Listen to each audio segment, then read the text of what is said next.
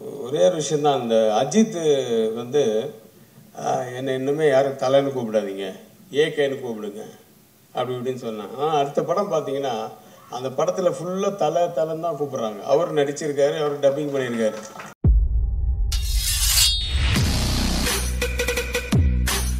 அனைவருக்கும் வணக்கம். அருமையான ஒரு விழா. மறுபடியும் மோகன் சாரை அப்படியே லைவில் கொண்டு வந்து பார்த்துக்கிட்டு இருக்கேன் நான். அவர் பேசினது பழகினது எல்லாமே நிறைய பேசுவார். அப்படியே நின்றுட்டே பேசுவார். எங்களுக்கு பழக்கம் ரொம்ப. காரணம் வந்து கமல் சார் அந்த மாதிரி தான். அவர்கிட்ட போனால் பேசுறது டைம் போகிறதே தெரியாது. எனக்கு கால் வலிக்கும், சொல்லவும் முடியாது, ஒன்றும் முடியாது.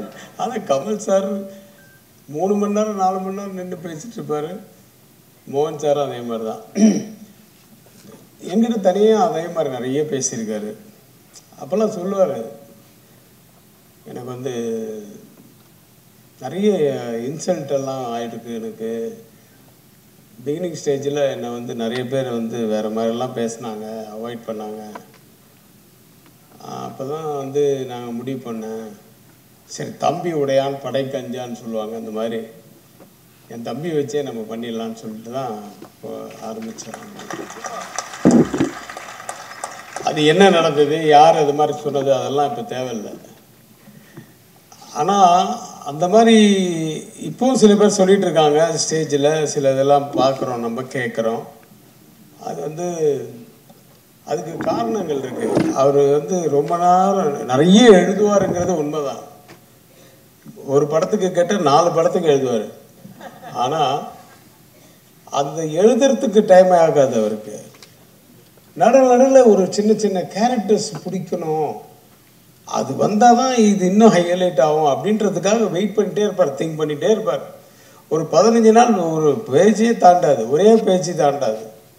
திடீர்னு கூப்பிடுவாரு, சார் இன்றைக்கி இப்படி ஒரு ஐடியா வந்திருக்கு சார், சூப்பராக இருக்குது, சொல்லுங்கள் சார் அப்படின்ட்டு நான் சொல்லுவேன். அவர் கமல் சாருக்கு வருவார். அவர் ஆஃபீஸுக்கு போவோம் நாங்கள் 2 பேரும். அது மிஸ்டர் விஸ்வநாதன் இருக்காரோ இல்லையோ, அவருக்கு கூட அவர் பிஏ மாதிரி ஒருத்தரை வச்சுக்கிட்டா என்னெல்லாம் இவர் நினைக்கிறாரோ அதை அவர் மூலிமா சொல்லிடலாம். அபி சண்முகியை அவர் போய் தொடாத அளவுக்கு ஒரு ஸ்டாப் பண்ணுறதும் அவராக வச்சுக்கலாம். டெல்லி கணேஷ் கேரக்டரை சொல்கிறாரு. நீங்கள் யோசிச்சு பாருங்கள், டெல்லி கணேஷ் கேரக்டர் இல்லைன்னா அபி சண்முகி எவ்வளோ பெரிய மைனஸாக இருந்திருக்கும். அந்த கேரக்டர் உள்ளே வந்து நுழையிறதுக்கு தான் லேட் ஆகுது தவிர டைலாக் உட்கார்ந்தாருன்னா சொல்லிக்கிட்டே இருப்பார். அவர் அசிஸ்டன்ட் ஒருத்தர் இருக்கார், அவர் ஃப்ரெண்டு குகன். அப்பா குகன்லாம் என் ஆஃபீஸ்லேயே கிடப்பார், நைட்டில் தான் எழுதுவார். இப்போ இன்றைக்கி தான் சொல்கிறாங்க ஏஆர் ரஹ்மான் அவங்க சிம்பு இவங்கெல்லாம் நைட்டில் தான்ப்பா நிறைய ஒர்க் பண்ணுவாங்க. கேசுமோகன் சார் எந்த காலத்துலேயும் அவர் நைட்டில் தான். அவர் ஏன்னா அமைதியாக இருக்குமா, 9 மணிக்கு தான் உள்ளே வருவார். வெத்தலை பாகெல்லாம் போட்டு நல்லா சாப்பிட்டு, என்ன சார் தூங்குற நேரத்தில் வரீங்கன்னு, இதான்ப்பா எனக்கு பழக்கம் அப்படின்னு.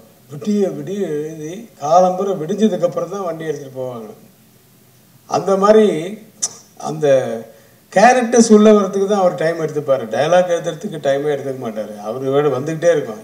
ஏன்னா நிற்கவே நிற்காது, போயிட்டே இருக்கும். நம்ம தான் எங்கேயாவது ஸ்டாப் பண்ணணும்.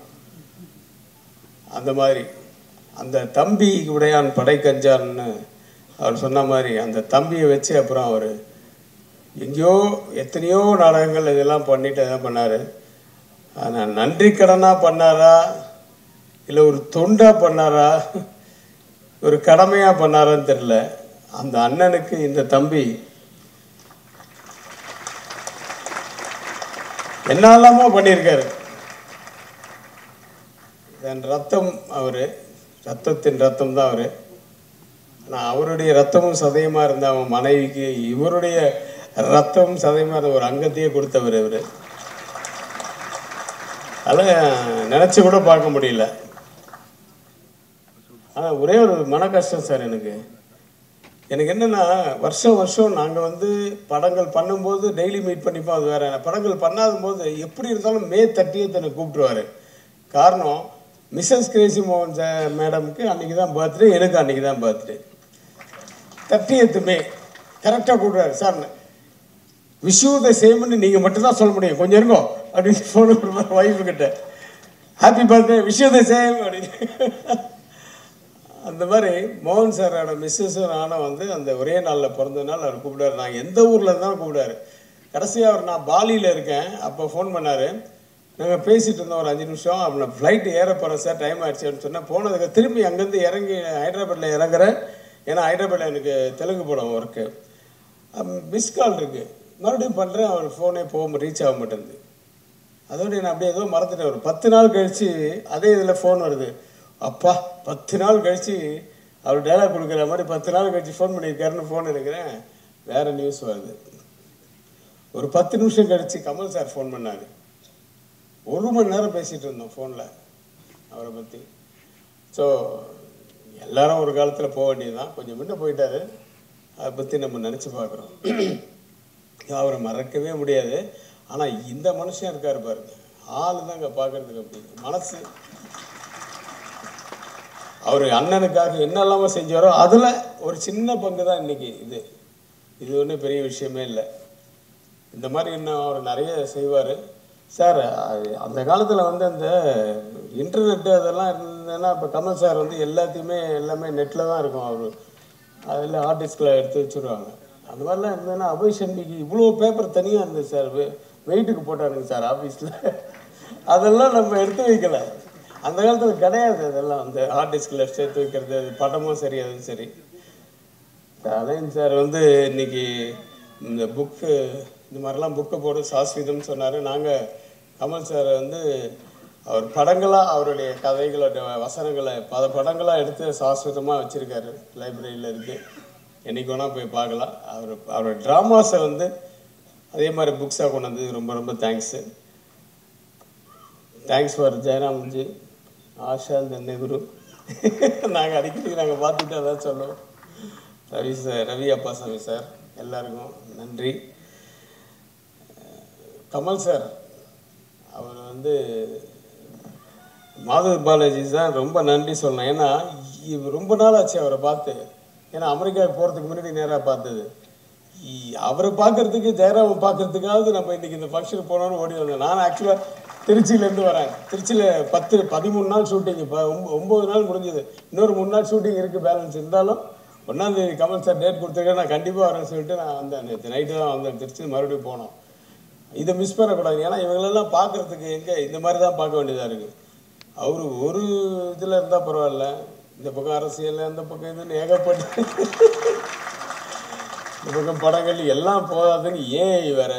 இப்போ அடுத்தது என்ன கலக்க போகிறார் ஏஐலேருந்து அப்படியே ஆச்சரியமாக வெயிட் பண்ணிகிட்டு இருக்கோம். ஸோ ஒரே ஒரு விஷயந்தான், அந்த அஜித் வந்து என்னை இன்னுமே யாரும் தலைன்னு கூப்பிடாதீங்க, ஏகேன்னு கூப்பிடுங்க அப்படி இப்படின்னு சொன்னான். ஆனால் அடுத்த படம் பார்த்தீங்கன்னா அந்த படத்தில் ஃபுல்லாக தலைன்னு தான் கூப்பிட்றாங்க. அவர் நடிச்சிருக்காரு, அவர் டப்பிங் பண்ணியிருக்காரு. அது மாற்றவே முடியாது. அதே மாதிரி தான் உலக நாயகன் என்னை கூப்பிடாதீங்க. நீங்கள் யார் சார் அதை சொல்கிறதுக்கு? நாங்கள் கூப்பிடுவோம். இது வந்து ஒருதலை காதல் மாதிரி. நீங்கள் காதலிக்கன்னா விடுங்க, நாங்கள் உங்கள் காதலிப்போம். You can't stop as.